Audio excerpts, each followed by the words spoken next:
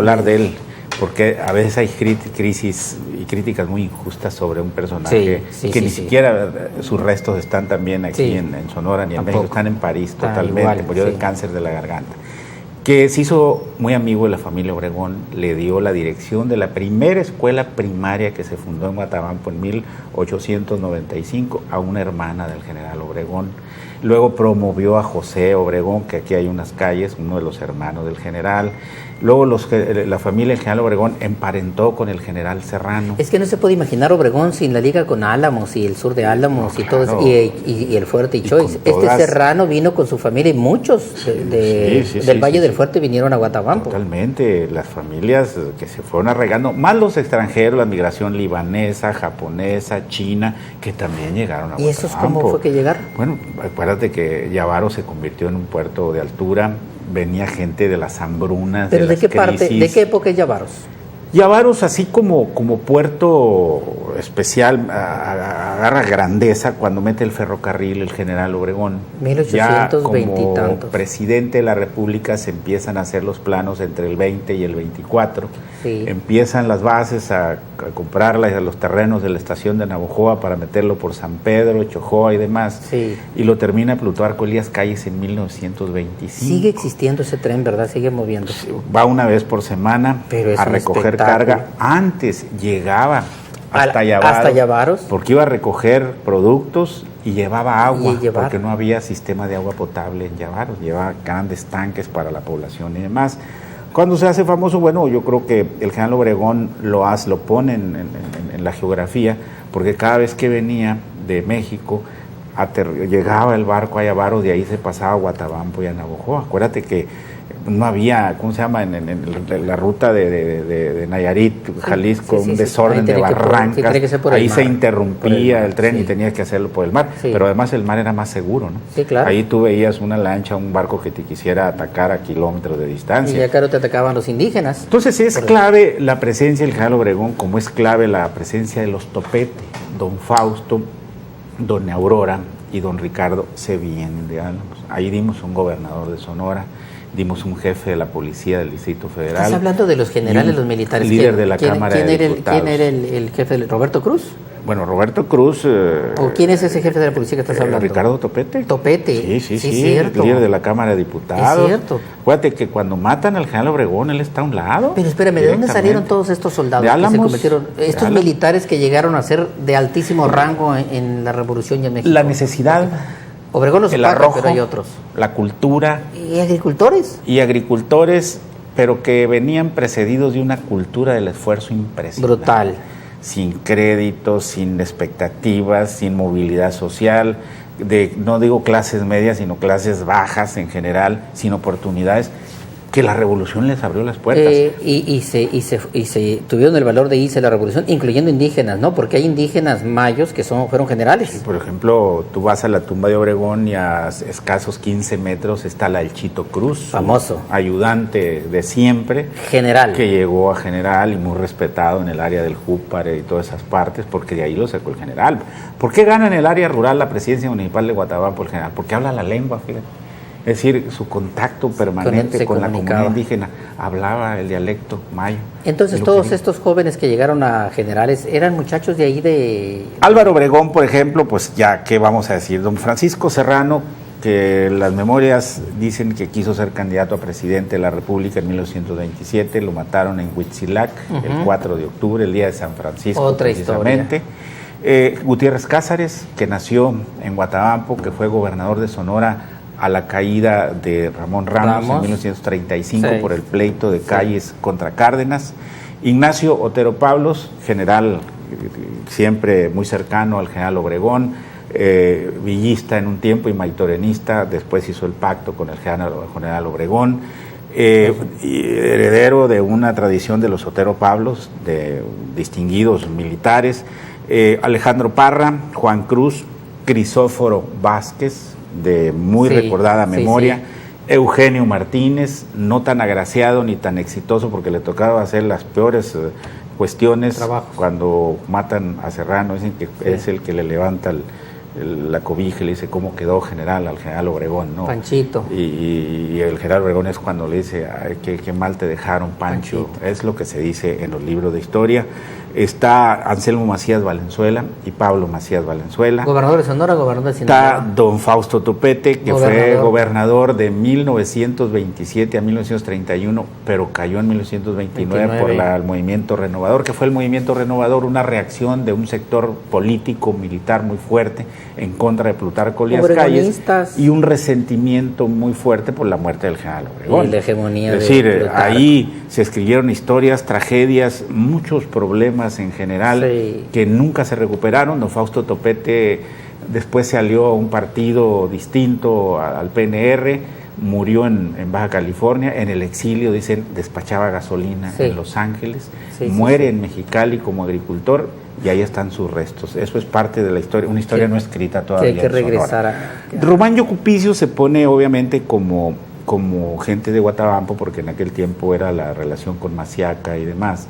Fue gobernador, el primer gobernador indígena de México, de toda la República Mexicana. Pues si no estaban enterados. Y si no estaban enterados, Román Yocupicio fue el primero que dentro del PNR gana un plebiscito contra un Tellechea de Navojoa, directamente, y contra Otero Pablos. ¿Cuántos gobernadores ha dado Guatabampo?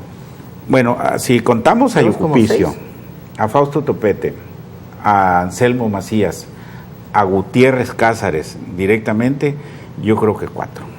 El último directamente en 1939 al 43, eran periodos de 4 años.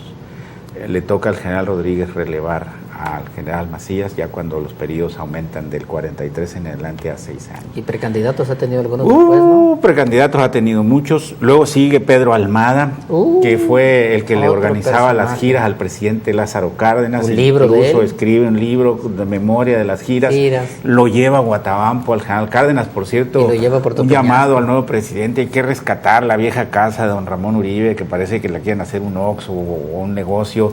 Ahí se hospedó el general Cárdenas las 2 veces que fue a Guatabampo.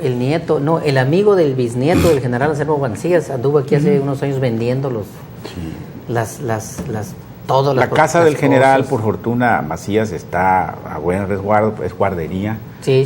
Ya no, parece que ya no pertenece a la familia, pero son ya nada es de la familia, todo vendieron, ya hasta los libros, hasta las pistolas y las medallas. Sí, aquí el Hermosillo las andaba regalando. Ni siquiera una institución histórica. Mucho resentimiento de la viuda, me acuerdo, eso supe. Bueno, y personajes también hay empresarios, hubo empresarios de Guatabampo. Durante muchos años tuvimos al principal productor de puerco, por ejemplo, Rodolfo Ruiz. ¿Ellos de dónde llegaron, Rodolfo Ruiz? Rodolfo e Ignacio, y que eran Nacho Ruiz. Los papás de Rodolfo e Ignacio, eran Rodolfo Ruiz Gómez, los principales, llegan de Barroyeca también. Pues, don Nacho Ruiz, por ejemplo, la característica era pelo rojo, por ejemplo. Sí, en aquel tiempo. Lo conocí.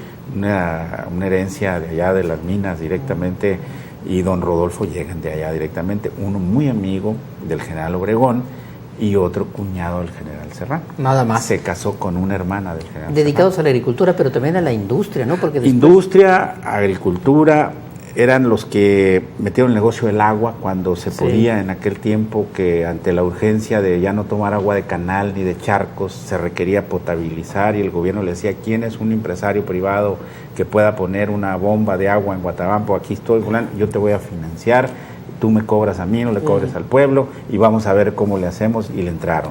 Le entraron al negocio del puerco, le entraron al negocio de uno de los productos que Guatabampo más exportó desde finales del siglo XIX y una gran parte del siglo XX, el garbanzo, por ejemplo. Directamente a España. Que incluso negociaciones directamente con un navajoense exitosísimo, Avelino Fernández, que era el que los conectaba para hacer giras, de trabajo, vía Nueva York, cargas España, y cargas de garbanzo. Entonces ahí es donde empezó a tener mucho auge Yavaros, por ejemplo. A ver, y los Caram, no podemos hablar de Guatabampo si no hablamos de los Caram. Ellos vienen de Chojoa, ya es una familia que ante las inundaciones, ellos llegaron primero a Chojoa, y las inundaciones, la falta de oportunidades y también el espíritu explorador de 20 kilómetros más allá, del menos. Papá de don Alfredo, pues 8 o 9 kilómetros, se van directamente a Guatabampo. ¿Pero esos son de origen libanés? ¿De dónde? Pues sí, libanés. Claro, ¿quién sabe por dónde llegaron, no? Hay mucho apellido que incluso coincide con los de Navojoa, con los Yanajara, con los Sinukai, con los Shan, con los Chin, con los Atrip, con los Karam, con los Tamati, es decir, apellidos extranjeros, Lam, Li, Mui, Shan, es decir, bueno, eso ya es migración china también. Y todos ellos, aparte de ser agricultores, también son industriales, porque por ejemplo,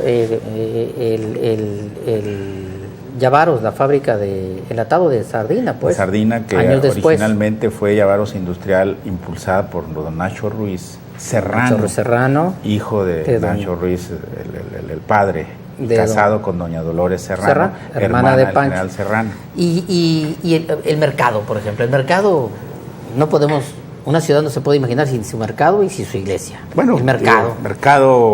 Había un mercado viejo que también fue incluido porque en la lotificación de finales del siglo XIX se incluyó la plaza, la iglesia, el mercado, la escuela y el panteón. Claro. Las instituciones básicas de todo un pueblo. Yo la tumba que he visto más antigua de Guatabampo que se ha conservado es de un señor Terminel de 1903, por ejemplo, que está en la esquina poniente del panteón, arregladísima, con barras de acero de Mazatlán, con mármol bien labrado, claro, con imágenes artísticas, es decir, ¿qué diéramos porque ahora existiera ese concepto del arte de la muerte, por ejemplo? ¿Qué diéramos porque no se lo robaran todos? O porque no se lo robaran, o qué distinguía culturalmente a esa época, que había cultura. Claro. Ahí se leía regeneración. De allá brevó Álvaro Obregón, obviamente. Ahí se leía regeneración. Tú ves, por ejemplo, Guatabampo, igual que Navojoa, no están frente a la iglesia, los palacios municipales, no. Porque fueron diseñados por ingenieros liberales, cierto, que ya tomaron la separación iglesia. Allá sí están, en Morelia, en Puebla, allá que se hagan bolas, pero aquí la iglesia en su lugar y el palacio en su lugar. A una cuadra. Y la mayoría de las calles son Hidalgo, Allende, Abasolo. Nuestra queja siempre ha sido, y aquí es para el presidente entrante también, bueno, la Álvaro Obregón, no creas que es muy importante, es una callecita que está en una colonia. Qué curioso. De Guatabampo. La principal es Juárez, la otra es 16 de septiembre. Igual que Madero, Hidalgo y demás. Todos. Porque bueno, sí, igual que en Guaymas y en Hermosillo, tú lo has estudiado muy bien, el fenómeno. Cuando cae Porfirio Díaz, se le quitan los nombres de Torres, de Corral y de Díaz. Sí. Pues, media hora es como un suspiro. Deberíamos ir a platicar, pero en el mercado de Guatabampo y darnos unas 2 horas platicando ahí, ¿no? Tú dime si quieres atole de pinole. Transmitiendo por una radio ahí local. La radio de Guatabampo. Bueno, ¿quién no recuerda? Leodoro, el Club de Gatos. Te invitamos a que nos invites a Radio Lobo, un programa de una hora. Ahí por radio. Queremos mandar un saludo a Omar Gustavo Córdoba, a nuestro amigo que en su sitio de Facebook, que tiene como 20,000 seguidores, pues promueve el programa y le agradecemos mucho el hacerlo. Omar, fotógrafo de Hermosillo. Gracias, Bulmaro. Esperamos que nos tome la invitación Eliodoro Soto Jr. ahora después del 16 de septiembre, que tome protesta para ir a Guatabampo. Sí, claro. Y Guatabampito. Y sobre todo reconstruir en una obra, en un libro, la historia de Guatabampo, que ya se lo merece. Oficial. Total. Claro que sí. Nos vemos. Un saludo a todo Guatabampo y a todo el Mayo en general. Hasta luego.